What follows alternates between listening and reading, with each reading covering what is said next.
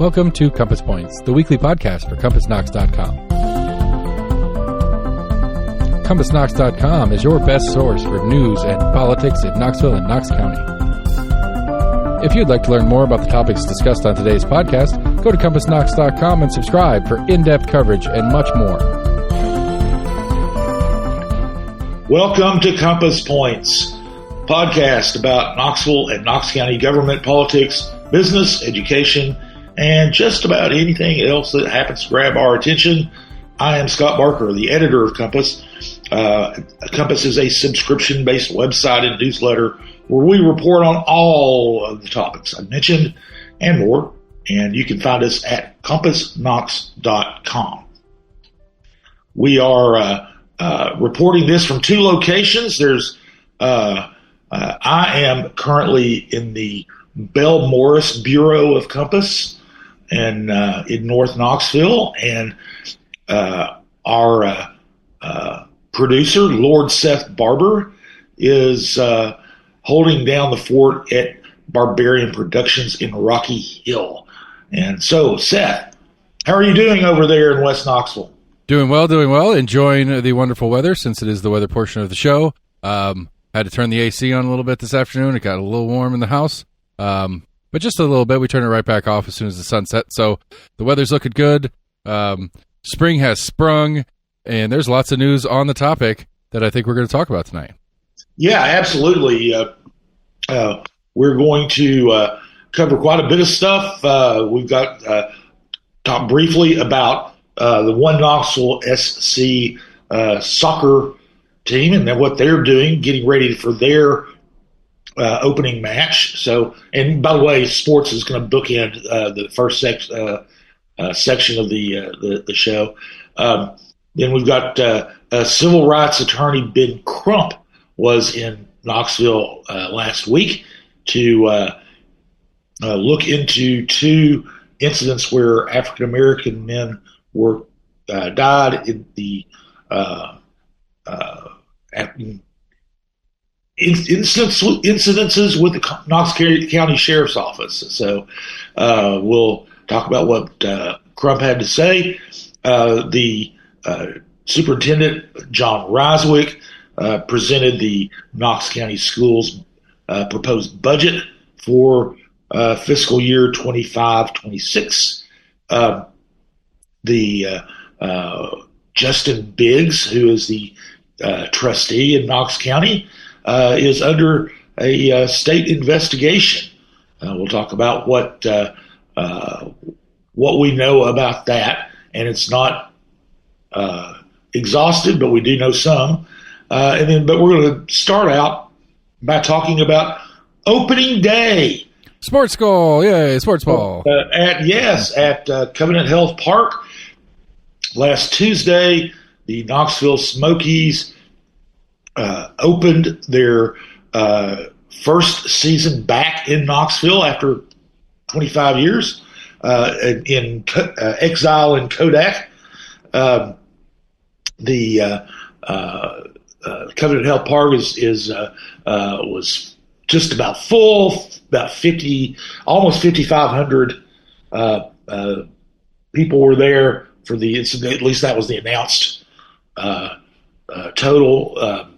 Where does that sit against capacity? What do they have capacity listed as? Well, capacity is about 7,000, but I think there were probably more than 7,000 there. There were a lot of people there who didn't have tickets. So excuse me.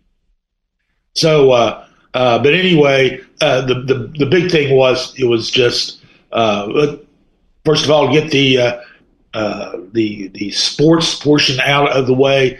The Smokies did win 5-4 over the Chattanooga Lookouts. So their first run was a sacrifice fly in the first inning, and they held on to win at the end. Got a 2-run homer in the bottom of the 7th to go ahead 5-3. The Lookouts scored another run, but didn't quite. They weren't able to catch the Smokies. So Knoxville was 1-0, at least for a brief moment, undefeated at home in Covenant Health Park. But really, it was a day for just the baseball experience. It was they did try to put on a show at the beginning. They had a bald eagle that they released, and it flew around the stadium, and a little bit of levity. Thankfully, it was levity. Landed on a photographer at one point, but when he finally found his handler, everybody broke out into big cheers. So that was kind of a fun moment. We had a committee of people who threw out the ceremonial first pitches. The first two up were the two mayors. Knoxville Mayor India Kincannon and Knox County Mayor Glenn Jacobs. Of course, the stadium was built. It's a combination of a cooperative effort by the city and the county and Boyd Sports. A little bit of state money thrown in. It's a $114 million stadium, and really, the experience was really nice. I mean, I was able to go there.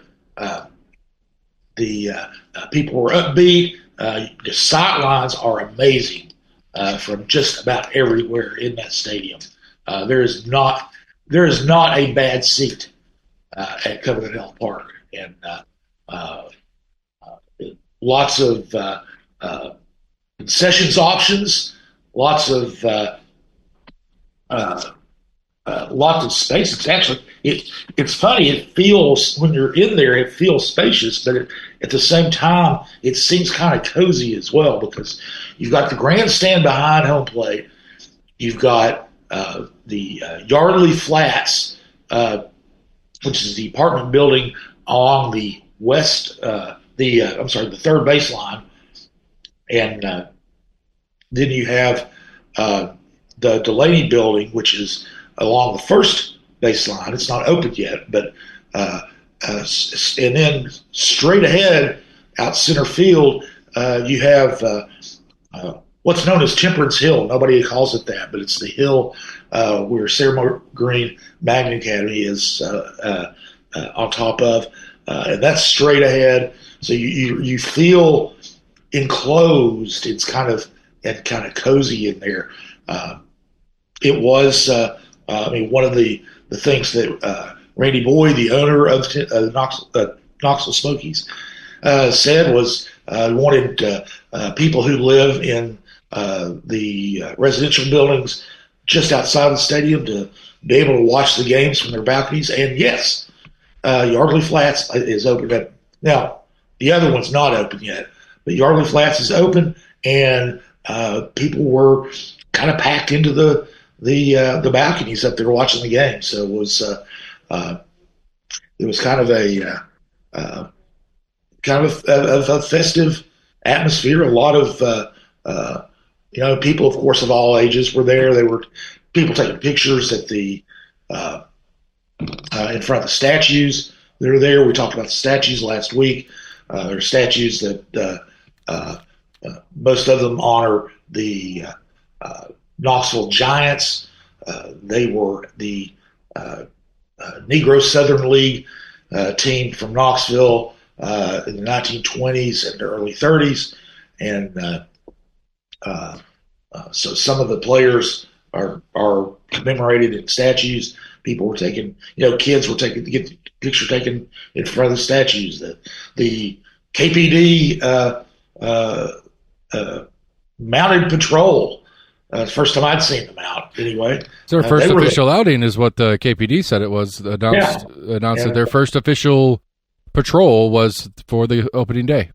Yeah, and so they were down there. They didn't have a whole lot of unruliness to quell. What mostly happened was people would go up and talk to the officers and pet the horses. So that was that's one of the things that KPD wants out of those horses.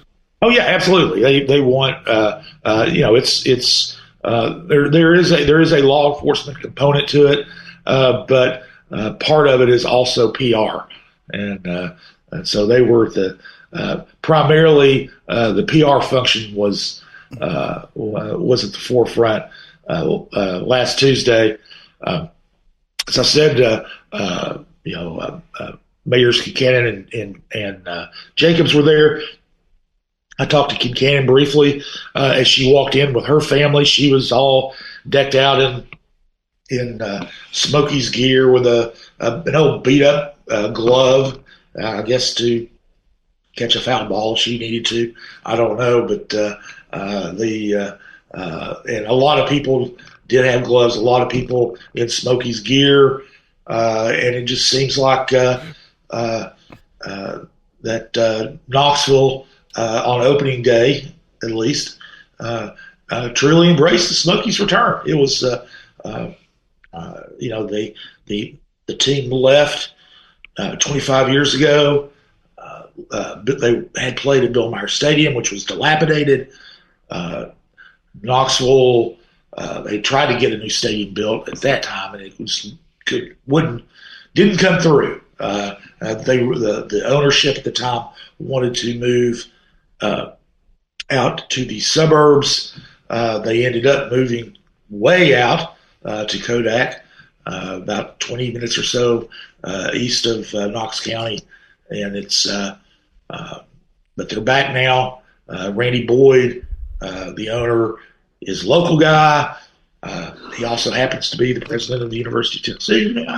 But even before then, he started when he bought the team.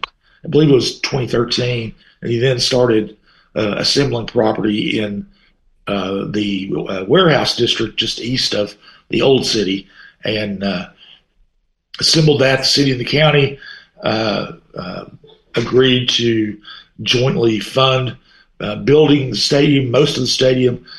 Boyd has some skin in the game too. The public expenditure part is capped at $101 million, and $13 million is paid for out of Randy Boyd's pocket.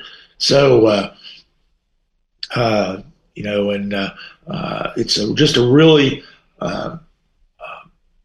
interesting time. I mean, we've been covering this almost as long as Compass has been in business, 7 years, and it is finally complete. There were delays from COVID and supply chain issues and increased costs, all kinds of stuff that they had to work around. But when they the Smokies and the Lookouts took the field Tuesday, they said play ball, and they did. It was just a fun baseball experience after that. All right, so I got to ask the super pressing question, the one that everybody really cares about, is how was parking? I did not notice any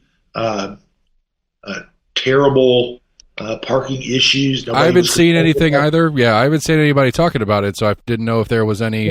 Yeah. I don't think they did. I mean, they had their parking plans set up, so if you had tickets, you could go to the parking garages, the designated parking garages downtown, and take a shuttle over. Everybody got there on time. It wasn't. It wasn't that. You'd think if there was a real problem that there would be a significant number of people who would be late. That was not the case. Now, for everybody listening, we're taping Friday night, which is the first weekend home game, and so this will be maybe the real test going on as we speak for the ability for the parking plan to really flex its muscles with other activities that are going on downtown this weekend as well. Not a huge calendar in the Civic Special Events space this weekend, but it's still, there's more stuff going on in the Bijoux or the Tennessee Theaters. Civic, I don't remember the full schedule, but if Civic has an event too tonight, so we'll be reporting more on that next week. I'd say if there's any real issues.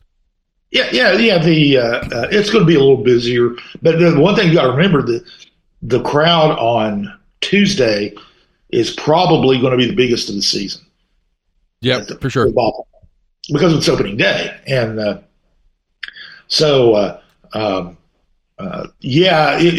we will see how that works out. A lot of the now one of the things you got to remember too is the season ticket holders, who are the ones who are going to be going to every game, you'd think, to justify the expense.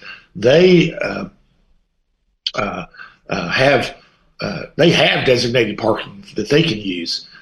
So it's the people who have the one-off tickets who will have to do a little bit more planning, a little bit more walking, or riding the shuttle buses.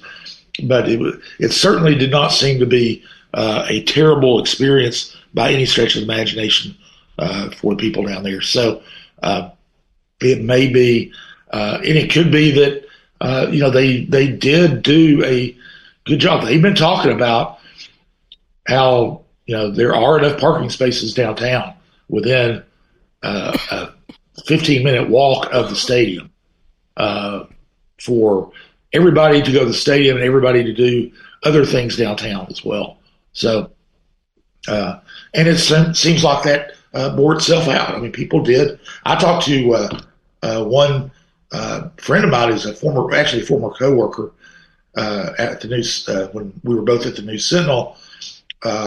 He drove down and parked away from the stadium a little ways and rode his bicycle to the stadium itself. So people had some creative workarounds there. So it's one of those things that people will get better at it. Things will go even more smoothly as the season progresses. So anyway, the Smokies have been in town. We launch the podcast on Sundays, and Sunday was the last of the homestand against the Lookouts. The Easter Sunday, big Easter egg hunt after the game for the kids. So one of those great minor league baseball promotional promotional events. So we don't really cover sports, so we won't be covering the game by game efforts of the Smokies, but they're here. You want to go out and see them play, you can go right down to the old city. It's the stadium is within a 15-minute drive of just about anywhere in Knox County. So do that, watch some baseball, eat some hot dogs, or even better food. They've got a lot of good venues in there, and baseball season's here. So and baseball's back in Knoxville. So the next thing that we intended to talk about was another thing that's back in Knoxville is the a little bit of political scandal.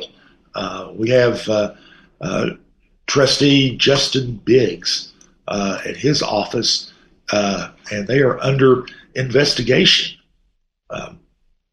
because of some extravagant spending in that office. This was actually first reported by the News Sentinel. They did a great job. Allie Feinberg and Tyler Whetstone were the reporters.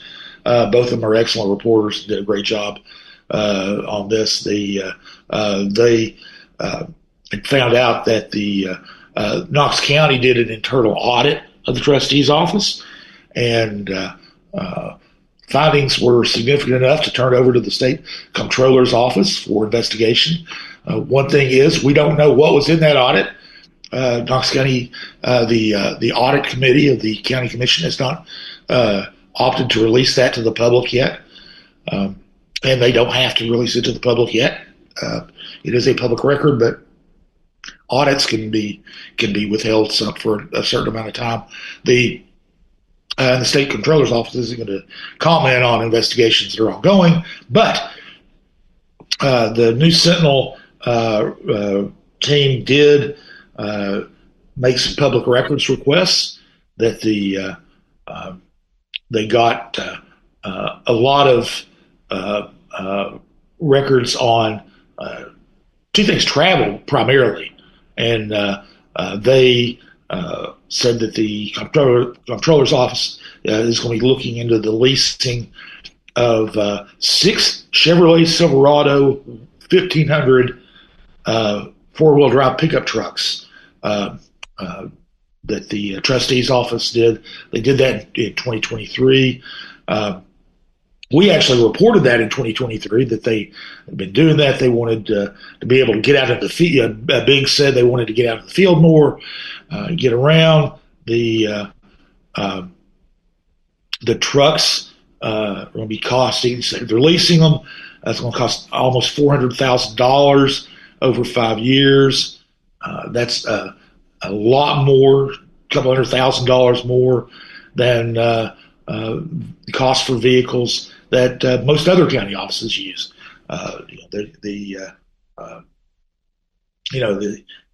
Very few county offices need to use big 4-wheel drive pickup trucks, but they also the News Sentinel did more than that. They looked at GPS data, which was a pretty clever thing to do to see where they drove those trucks. Showed that some of those trucks were driven on weekends.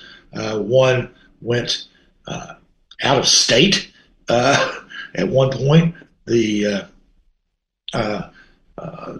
So there's some questions on whether that was the appropriate use of those vehicles. They also looked at hotel rooms on travel for the trustee's office. Some of them were in luxury hotels. They spent a lot more,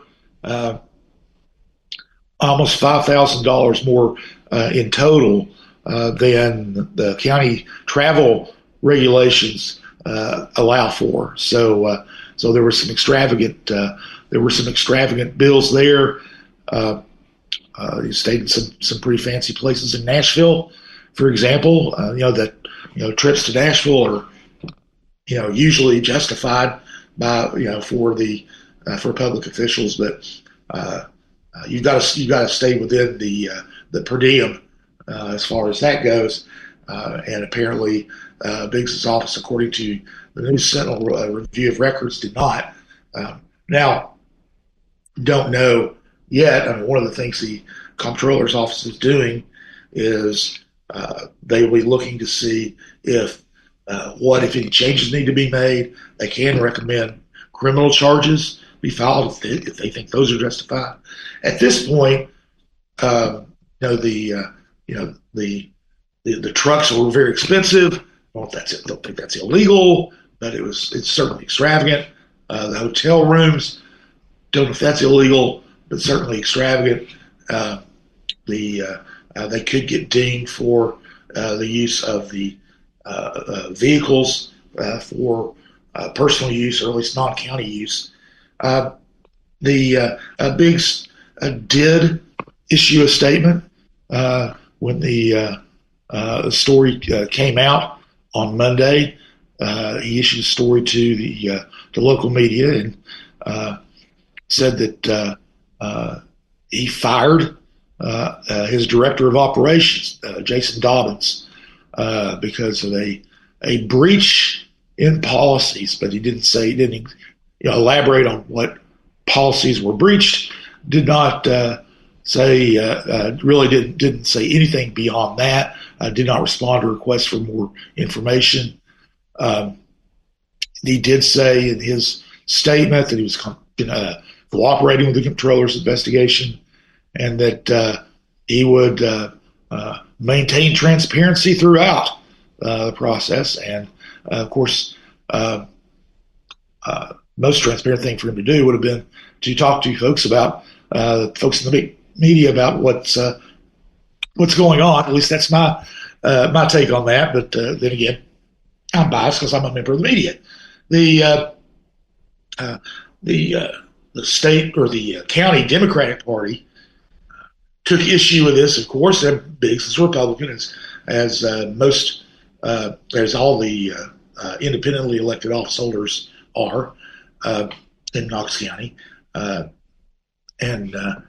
Stuart Hall, who's the Democratic Party chair, sent out a news release that said that these public officials need to be held to higher standards, and that the people of Knox County should not trust Biggs. That he's lost that trust because of these allegations, and he should resign. Of course, Biggs is not resigning. In fact, he's running for re-election. So this will not be resolved until the controller releases their findings. Sometimes it takes a while to do that because they do thorough investigations. They look at all kinds of things like the financial controls within the office, things like that. There are a lot of accounts to look at in the trustee's office. I mean, the trustee's office, remember, they collect taxes and act as the county's bank. So it's a lot of money goes through there. They have to. There'll be a lot of accounts that they might have to. The office might have to look at before they can. They're satisfied that they've looked at everything they need to look at. So, but that is one thing that unfortunately it's going to be sometime before we know what the resolution to that is. So one thing that is that we'll find out a little more quickly probably is the school system's budget for 2025 and 2026. That Superintendent John Roswick held an unfortunately timed release of the spending plan for next year at a community meeting to introduce the budget, answer questions about it. It's unfortunately timed because it was timed at 5 p.m. on Tuesday, 2.5 hours before the first pitch at Covenant Health Park. So there were, I'm sure, a lot of people who would have been at the Summer Place boardroom to catch that briefing in person who were not there. We didn't catch it in person. We were at the ballpark, looked at the video of the presentation. It was pretty sparsely attended. But the budget is based on a revenues estimated to be $700.5 million.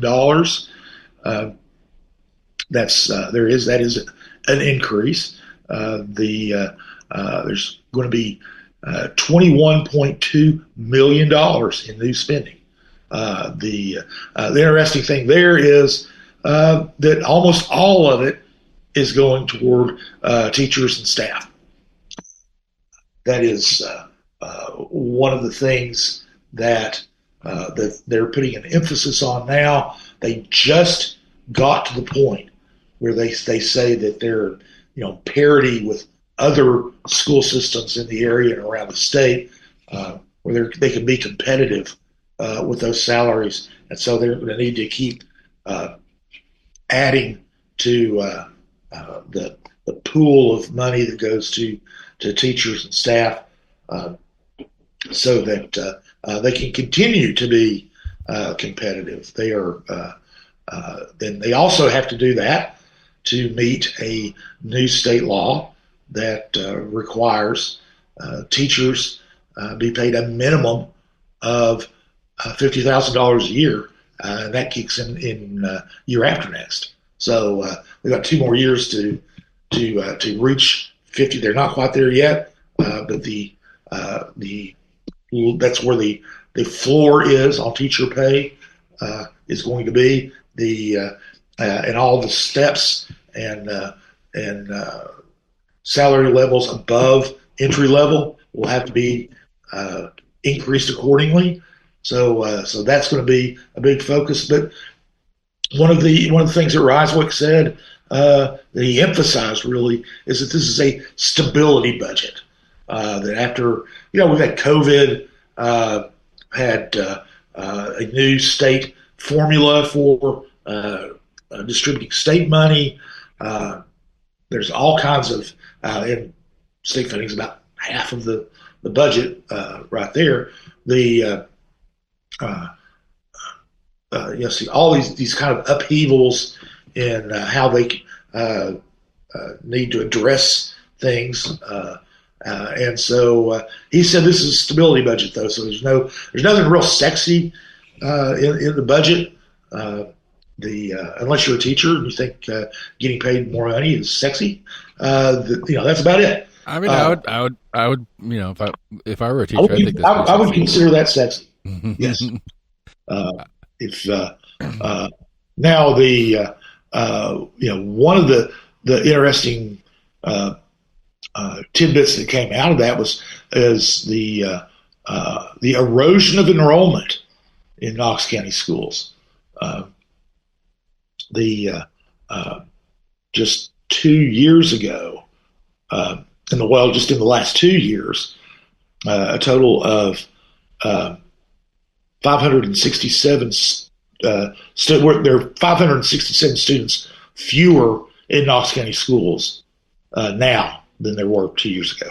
So that's it's not much. I mean, it's less than 1%. But it's technically. I mean, it's got to be like it's functionally more than that because we have more families that live here now in the same time period. So as a percentage of the possible students, it's even higher per se. Yeah.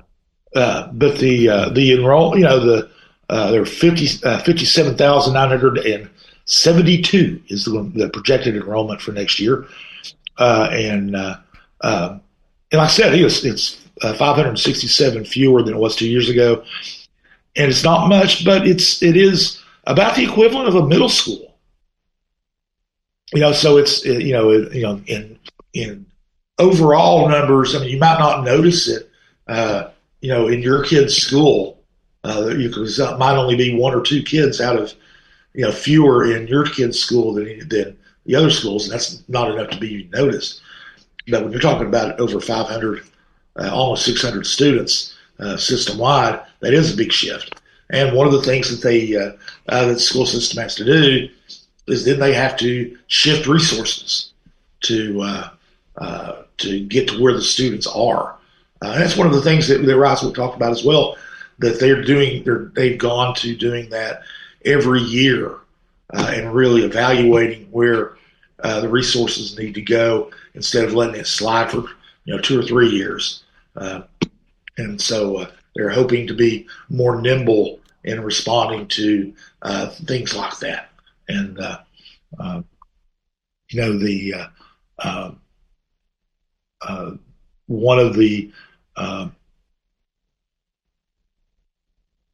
one of the other things is that Roswick said that basically had two principles. One is to protect the classroom when they were developing the budget, protect the classroom, and that's the teacher pay portion of that, is a big part of that. And the other principle is to fund what works, and of course that he acknowledged that's just pretty much common sense. But he said a lot of times, things get left in budgets from year to year to year, and they really don't get evaluated to see if they're really needed. And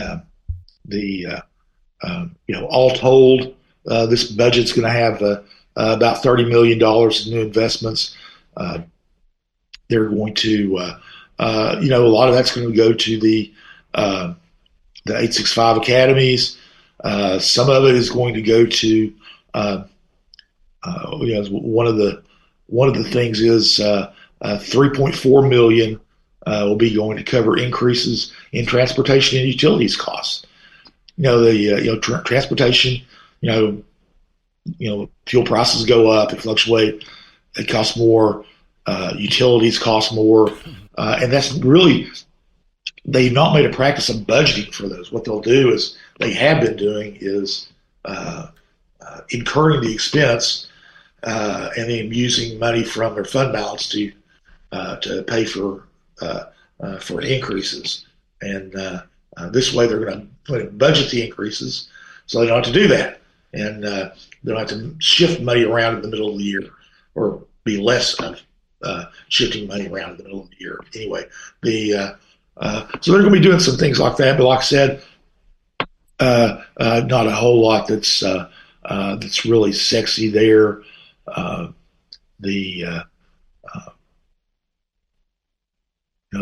going to increase their investments in preschool and alternative education. But all in all, as Ryswick pointed out, it is a stability budget. People might be curious. I'm going to tell you the $700.5 million for the overall budget. That does not include federal grant funding. We have no idea what's going to happen with federal grant funding. And that also doesn't include capital funds or school nutrition. So so there's actually spending more than $700 million in the school system, but that is just the general purpose budget. The school board will be voting on that on April 29th in a special called meeting to vote on the budget. After that, assuming that the budget is approved there, it goes to county commission for their vote on it. And of course, that'll happen probably in May. And the school budget, the schools account for more than 60% of the overall county budget. So this is a big driver of the county budget. And, we will, obviously, follow this to see, who will see how the county commission responds to that, and Knox County Mayor Glenn Jacobs to see if that's acceptable to him. It probably is, because they use the same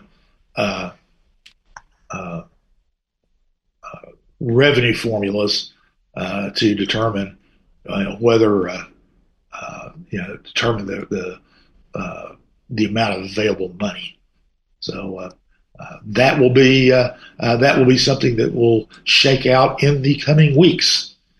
Now, we also talked about a visit to Knoxville by civil rights attorney Ben Crump, and he came to show solidarity with local attorney Troy Jones and the families of David Batts and David St. Germain. And those are the two black men who died earlier this year in incidents involving the Knox County Sheriff's Office. Sparked a lot of outrage in the community, particularly the African American community. Crump is a very high-profile attorney. He's represented families, including George Floyd, Breonna Taylor, Trayvon Martin. Those are names that of people who of African Americans who died in very high-profile incidents with law enforcement over the past few years. Crump was here. He had two press conferences, one with each, the families of each. St. Germain was killed when the Knox County Sheriff's Office SWAT team was carrying out a search warrant. Went into his house, the house he lived in South Knox County, claimed that he presented a firearm. And we love that term presented, because we don't know what exactly that means. But and then they shot and killed him. And one of the factors that has helped feed the outrage is that the SWAT team did not wear body cameras. They weren't wearing body cameras, so there's no body camera footage to support or refute their contention that St. Germain had a gun. So Crump was here. He thinks that, based on the evidence he's heard, that they could bring a successful civil rights wrongful death lawsuit against the sheriff's office on behalf of the family. I don't know if when and if such litigation will be filed. We also don't know when or if litigation will be filed in the case of Batts' death. Batts was a little different. He was he worked for Knoxville Area Transit. Was acting erratically, driving a bus in circles in the parking lot. The police were called. They took him to the hospital, University of Tennessee Medical Center. They discharged him back in care of the officers, who took him to the Roger D. Wilson detention facility in North Knox County. There he got in an altercation with officers, the jailers, and he went back to UT Medical Center and was pronounced dead there. One of the things is the preliminary autopsy said that he basically died from bacterial meningitis, which should have been treated, could have been treated in the hospital. The first time he was there, not the second. Yeah, first time he was there. He had meningitis, and Crump said that that his office has already filed a notice of intent to file a medical malpractice lawsuit against UT Medical Center. So, this is. I'm sorry, real quick. Does the meningitis explain the erratic behavior as well? Could, yes. Okay, because I don't know what meningitis does to the person other than they have it. Well, I don't know everything. I'm no doctor. Yes, my understanding is that it would help explain the erratic behavior. So they're right. That could have been a symptom of the sickness that should have been added to his chart per se. That lends into this, malpractice conversation. Well, possibly. I mean, we don't know what was on his chart. HIPAA and whatnot. That would be something that would come out during the lawsuit if it happens. So, yeah, it's an interesting development in those cases, because they've been kind of ongoing for a while. We've been hearing different bits and bobs there, and this kind of kicks them up to a new level of. I hesitate to say prestige, but that's the best word I could think of right now. As far as this is serious, and we got a serious national player that's part of this now. Yeah. These are definitely serious things. It does kind of crank up the scrutiny, I think, of the sheriff's office and what they do. It's not, and the sheriff's office is not the most transparent of law enforcement agencies. Law enforcement agencies, by definition, aren't very transparent to begin with. So one of the things that came out about this was Damon Rawls, the Knox County Commissioner who represents the 1st District, which is East Knoxville, downtown Mechanicsville, into West Haven. That area. One of the things was he had a pretty extraordinary meeting with Sheriff Tom Spangler, a public meeting where he spoke out publicly, which I can't remember the sheriff's office really doing that when they've been in trouble. Usually, the sheriff's office goes to a public meeting, they're talking about all the good things that go on in the sheriff's office. Right, or how much more budget they need this year. Then, but Spangler did say, that they were going to, moving forward, the SWAT team would be wearing cameras. He did talk about the cost of equipping every officer and all vehicles with cameras to wear, and you can bet though that'll be one of the things that will be in his budget request to Knox County government. But, we'll keep an eye on those potential lawsuits. Remember, nothing's been filed yet, other than the notice to file a wrongful death suit in Bass's case. So, but nothing 100% has been filed in those cases. So there's not really technically there's not a case to discuss. So as far as a legal case to discuss. So finally, we're circling back now to sports, and one of the things about Covenant Health Park is, while it's often referred to as a baseball stadium or baseball ballpark, it is a multi-use stadium, as Randy Boyd likes to repeatedly say. He talks about all the events that are going to be going on in there, and there will be a lot of events. There'll be concerts. There'll be farmers markets. There'll be weddings. There'll be all kinds of things going on. Well, the other big tenant beside the Smokies at the stadium is One Knoxville SC. They're the professional soccer team here in Knoxville, and they are going to be making their home debut on April 26th. The team put out a press release last week talking about how sales are going, and they say that they have been robust. Have more than 4,000 tickets have been sold for their first game. They'll be playing FC Tulsa, and it will be probably the best attended soccer game in Knoxville history when it happens.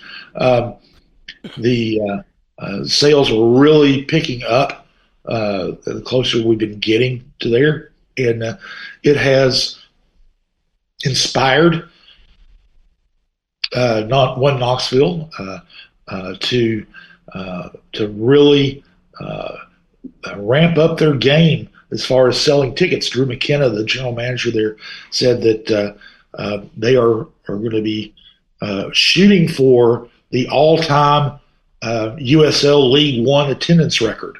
Now that record is 6,000. It was set by the Richmond Kickers, and so the next week or so, it'll be about 2 weeks from the time that they sent out the news release. They needed to sell another 2,000 tickets to get to break that record. They're really aiming to do that and make a big splash here. Once again, we talked about this too. We also will get to see what that transition is like from baseball to soccer. As far as the field configuration goes, I'm excited about that. I'm so ready to see it in action. Yeah, I'm sure that there will be a time lapse video of that, so that'll be interesting. That'll be happening, if I recall correctly, 11 times during the course of the year. That'll be switching back and forth between baseball and soccer, and it's really interesting because the turf qualities are different, so we'll see how that works. They're pretty confident that that'll come off, be able to pull that off without a hitch, and so we'll see. It'll be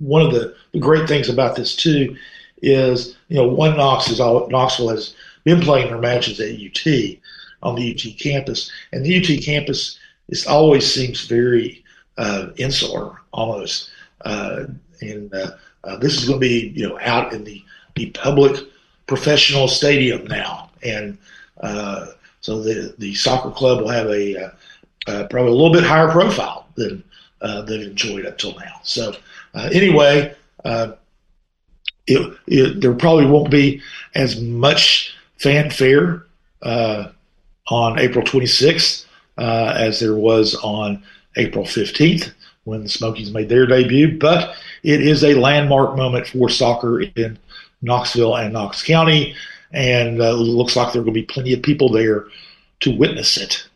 So now that's our look back at what happened last week.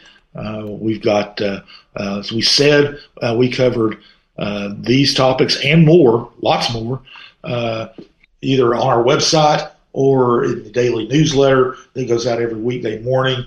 And once again, you can go, subscription information is at CompassKnox.com. You can go there and check us out. Some of the stories there are free, so you can get a sample of what we do. And strongly urge you to check us out there. Especially, I will add to your pitch there for everybody, especially coming into a city election cycle. That's true. As a consumer of Compass for my politics and stuff like that, I could say this confidently, there is no better source on candidates in Knoxville than Compass. You'll get better stories and better understanding of who these people are that are running than I get from any, News Sentinel does some great work. We're not trying to bash anybody else, but as far as the in-depth coverage on who these candidates are as they're running, that's always been the number one thing for the Compass subscription that I get out of it. Well, thank you, Seth. You're I'll have a bundle of cash waiting for you next time I see you. So thank you. That is one of our goals, is to bring some depth and understanding to the political process. You're right, there is a city election this year. It's going to be five city council seats on the ballot, and the new format. We got the new format coming up too with the districted elections, which is very different. And then if you're in District 5, for example, you get to take the season off this year. That's true. Yeah. The 1/6 of the population of the city of Knoxville will not vote, and that's because you can only vote in your own district, and District 5 is in a different. Their next election is 2 years from now, not this year. So, but anyway, we somehow managed to avoid much coverage of the city election last week. It really hasn't got off to a great start. I mean, candidates are just now turning in their petitions. They have until next month to finish doing that. So a lot of candidates wait till the last minute for some reason to do that. So we will see. Right now, the race that's getting the most activity is the 3rd district race. That's Northwest Knoxville, and there are one race for the 6th district, which is East Knoxville, is traditionally in a non-incumbent year. Gets a lot of candidates. The last time, I believe it was 13 that there wasn't an incumbent running. There may not be 13 this time, but I've heard a lot of people are thinking about running. Several people have pulled out petitions. Nobody has officially joined the race yet, though. So, but that will change as we move on into election season. So now we will be covering politics, government, elections, business, all these things next week as well. We do know of a few things that are coming up. Everything on Monday. The City and County Office of Housing Stability is going to be, their board is going to be meeting at 2:00 Monday at the Public Works Service Center. The Office of Housing Stability primarily works on homelessness issues. That is one of the things that they are going to be that they're keeping a close eye on is the federal situation on funding for affordable housing. There's a lot of in fact, the Trump administration has recently announced they could be doing away with Section 8 housing vouchers, which is kind of the bedrock of affordable housing in the United States. They'll say they might replace it with something, but there's a lot of upheaval about to hit the affordable housing and homelessness services sector, and the Office of Housing Stability is the local government committee that handles those issues. Knox County Commission is holding 2 meetings on Monday. One is at 3 p.m. In the large main assembly room of the City County building. It's their agenda review. It's voluntary for them to participate in that. They'll be taking a look at the agenda for the voting meeting, which is later in the month. And there may be some discussion about items there. At 5 p.m., they are going to meet to consider zoning matters, also in the main assembly room. This will be an interesting meeting because this will be the first meeting since Knox County Mayor Glenn Jacobs basically issued them a warning to start making their zoning decisions more compatible with the comprehensive land use and transportation plan that was recently passed in Knox County. It's difficult for them to do that because the zoning ordinance that needs to is what you do to put that into practice, put those plans into practice. It hasn't been updated yet, so there's going to be that's going to have a comprehensive update of that, which will be beginning sometime later this year. Which will promises to be a long and probably somewhat contentious process. If it's anything like the city's rewriting of its code, which they did a couple of years ago. So anyway, we'll be covering those things. We'll be covering other matters that will come up invariably as things do during the week. And that will be just about do it for this week's episode of or installment, however you want to put it, of Compass Points.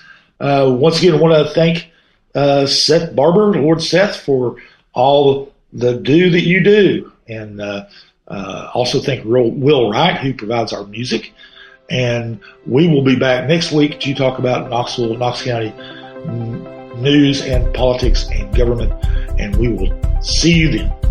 CompassKnox.com is your best source for news and politics in Knoxville and Knox County. If you'd like to learn more about the topics discussed on today's podcast, go to CompassKnox.com and subscribe for in-depth coverage and much more.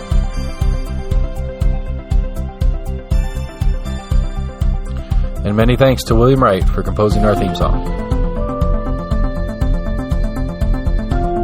Compass Points is a partnership of Barking Shark Media and Barbarian Productions, and recorded by Lord Seth A. Barber at Barbarian Studios, Knoxville, Tennessee.